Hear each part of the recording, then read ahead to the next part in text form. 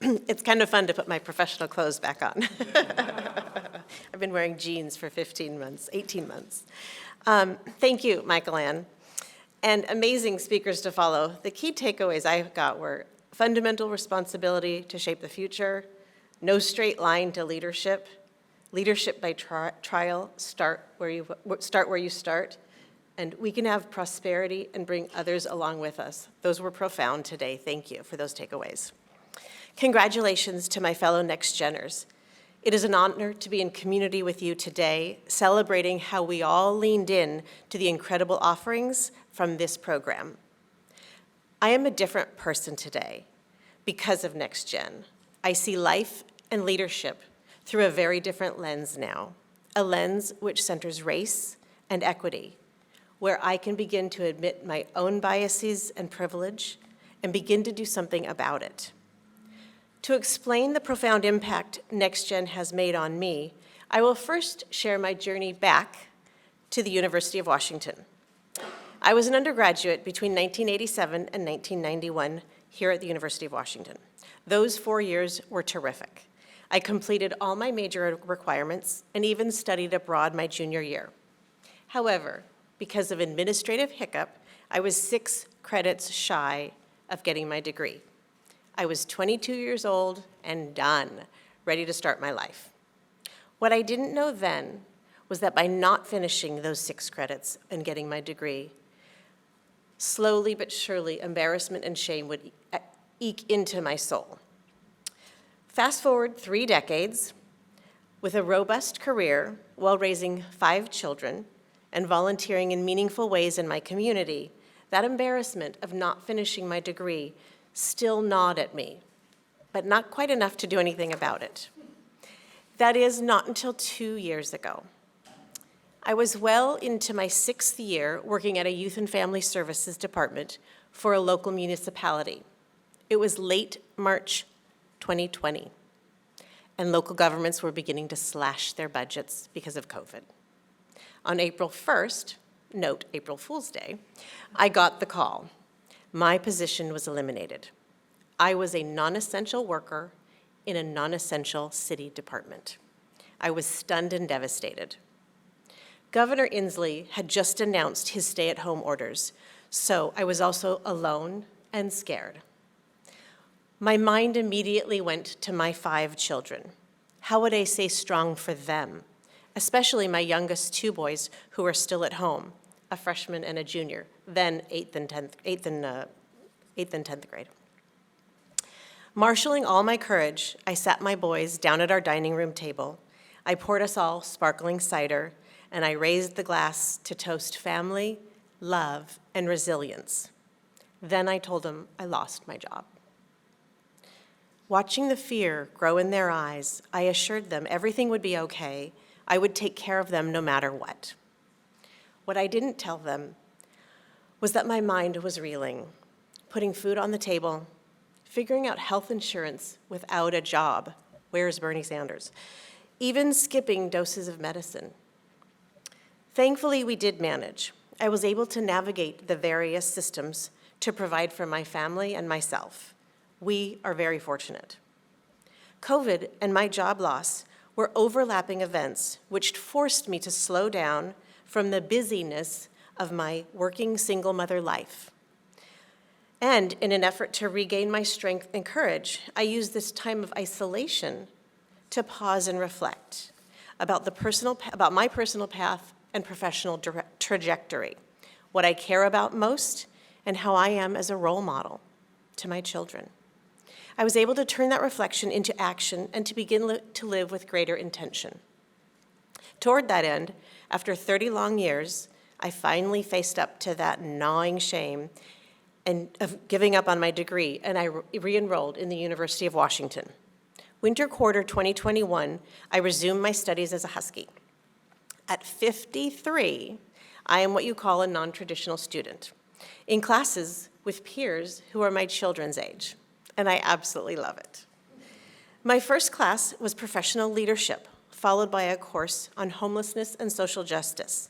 I was getting hooked on higher ed, public policy in particular. In fact, merely finishing up those 6 credits was now just my baseline. I was hungry for more. This is specifically where NextGen Civic Leader Corps intersects with my life. One beautiful morning last fall, on my 2-mile walk to campus for Dr. Bloom's Intro to Public Policy class, I asked the universe for a nod, a directional nod, to help me figure out what's next. Not even 3 hours later, there I was, Dr. Bloom introducing Amen and Catherine, and I began learning about NextGen. This program, focusing on public service values and building practical collaborative leadership skills, spoke directly to me. It was the nod I was looking for, and I signed up on the spot. Brett told us a little bit about NextGen.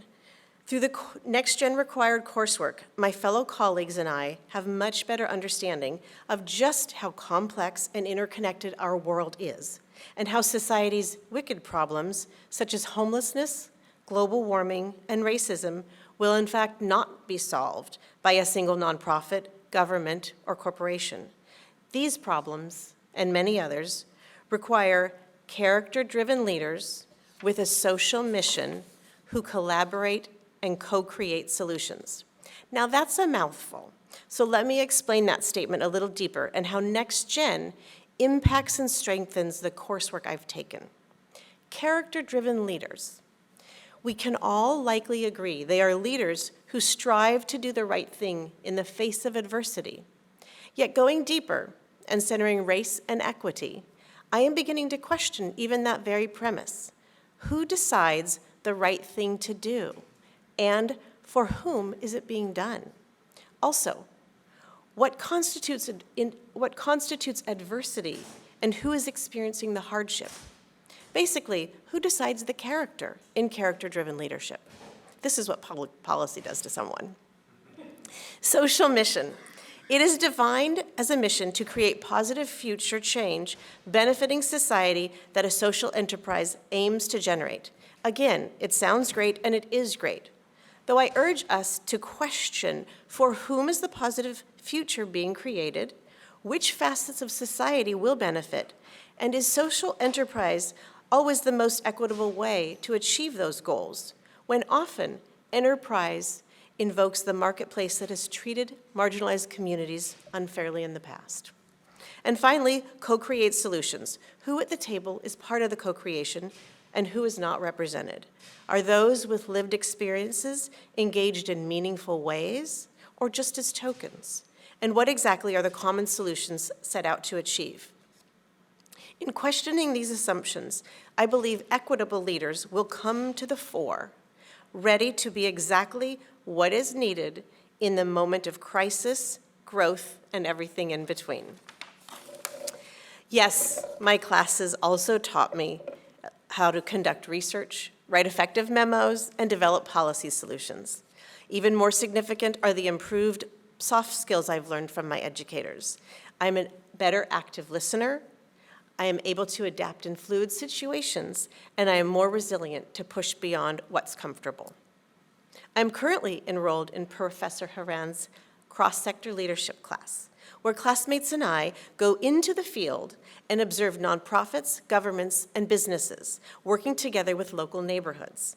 It's been fascinating to see the varying dynamics in both the Chinatown International District and Rainier Valley so far. When this collaboration is at its best, we see enhanced quality of life, improved economic conditions, celebrated cultural diversity, and elevated environmental action. Both the theoretical and practical learning in cross-sector leadership is the nexus of developing leaders. I'm so glad it will be a foundational course for NextGen moving forward. Mentorship and program internships have also been an incredible part of the experience. I had the opportunity to learn and mentor with somebody from the Gates Foundation and somebody from Sound Transit, and it afforded me the chance to ask frank questions in a safe way. And then finally, the third component is the signature cohort events. We heard about countless events. I've met many of you online and Zoom in different places through those engagements. They all sounded amazing, and I was excited to learn from incredible and incredibly diverse people. In fact, I attended 16 of them this year. In listening to these critical thinkers and courageous leaders, I felt my enthusiasm ignite for creating a compassionate, more just society. Two series in particular profoundly shaped my commitment to confront bias, privilege, and racism, both in myself and in others around me. The Louder Than Words series, right here, looked at issues causing inequities and division in our communities and how we can do something together to build up systems of support and well-being for all. I was riveted by every speaker, in particular Sean Good, the executive director of Choose 180. He and his team are transforming systems of injustice by providing restorative justice methods to young people in place of criminal prosecution. This program gives young people new choices, opportunities to redirect energies and develop skills to achieve their goals. And on a parallel track, the focus of Dean Jody Sanford's forums this year on race and public policy. I was motivated by the caliber of national and local leaders whom are moving themselves and their organizations from anti-racist commitments to actually dismantling systemic racism. Centering race, these forums ran the gamut from child welfare reform to racial awakening and its influences in policymaking. The topics covered in the Louder Than Words series and the Evans School Dean's Forum are infused throughout President Cauce's mission of anti-racism here at the University of Washington and the UW's Diversity Blueprint, calling for more meaningful action, increased accountability, and transparent reflection on how our histories and systems contribute to various forms of exclusion. UW's pilot of NextGen is cultivating promise for tomorrow's public service sector. NextGen and all the students with me are developing a core of public service leaders, both young and the young at heart. For me personally, NextGen, Evans School, and Sari are the most impactful aspects of my growth and development in becoming an anti-racist leader and a leader to the future. I am committed to public service, working in a way to benefit people, all people, community, specifically the most marginalized, and society, particularly those who are underserved, with courage, conviction, and compassion. Next month, I will earn my BA in political science with a minor in public policy at the Evans School. Yes, I could have completed those 6 credits in 1 to 2 quarters and called it good. I'm so glad I didn't. I'm so grateful to the University of Washington and Volcker Alliance for bringing NextGen to campus. I sincerely hope there is continued funding to grow this program into a greater movement, making a deeper impact on more undergraduates at the University of Washington and society at large. I am a different person today because of NextGen. I'm a better role model to my children. I'm a better community leader for equity and change. What's next for me? I hope my goal is to help students become NextGen civic leaders in the future. Thank you, and thank you for being here.